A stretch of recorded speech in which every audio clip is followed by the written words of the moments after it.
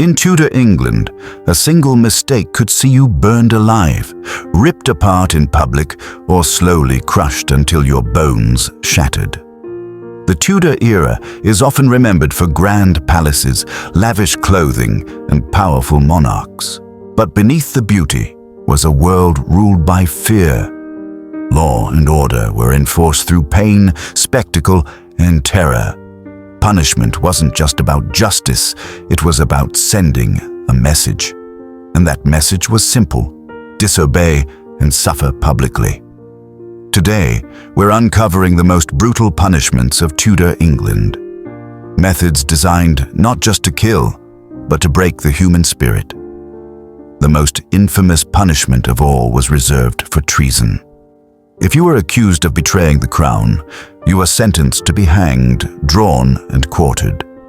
First, you were dragged through the streets on a wooden hurdle while crowds jeered. Then, you were hanged, but not until death, just enough to leave you gasping. Next came the true horror. Your abdomen was sliced open. Your intestines were pulled out and burned before your eyes. Only then were you beheaded and your body cut into 4 pieces. Those body parts were displayed on city gates as a warning to everyone else. This wasn't justice. It was theater, designed to terrify an entire nation.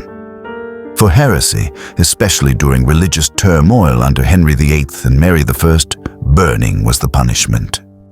Victims were tied to a wooden post, surrounded by bundles of dry wood and straw. As the fire was lit, smoke often suffocated them before flames reached their skin. But when the fire burned slowly, death could take agonizing minutes. Crowds gathered. Some prayed. Others watched in silence. The fire didn't just destroy the body, it erased the person, leaving only ashes behind. Beheading was considered a mercy, reserved mainly for nobles. But mercy depended on the executioner's skill. A clean strike meant instant death. A bad one meant multiple blows, screams, and horror. Queen Anne Boleyn was lucky, executed with a sword rather than an axe. Many others were not. Heads were often displayed on spikes along London Bridge, staring down at passers-by, reminding everyone how fragile life was under Tudor rule. Not all punishments were fatal, but many were worse than death. The pillory locked the head and hands in public view. Crowds threw stones, rotten food, and even dead animals.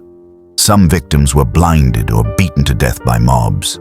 The stocks trapped the feet, leaving people exposed for hours or days. Hunger, cold, and humiliation were part of the sentence.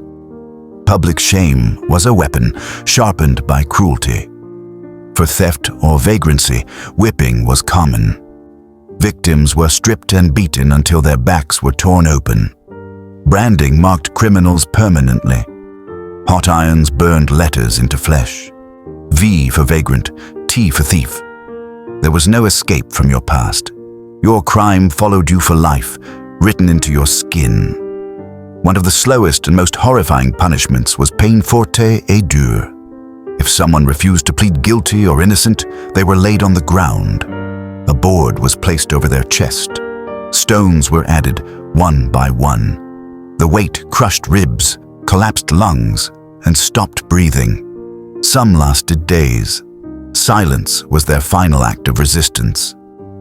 Tudor justice was brutal, but it wasn't equal. The poor suffered most. Stealing bread could lead to hanging. Children were whipped. Beggars were mutilated. Wealth and status often meant survival. Poverty meant punishment.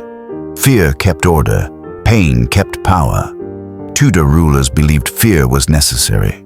There were no modern prisons. Punishments had to be swift, visible, and unforgettable. Executions were public events. Crowds gathered like it was entertainment. Children watched. The lesson was clear. The state controlled life and death. Violence wasn't hidden. It was displayed. Behind the glittering courts and royal portraits was a world where obedience was demanded at any cost. Tudor punishment wasn't just about breaking the law. It was about breaking people.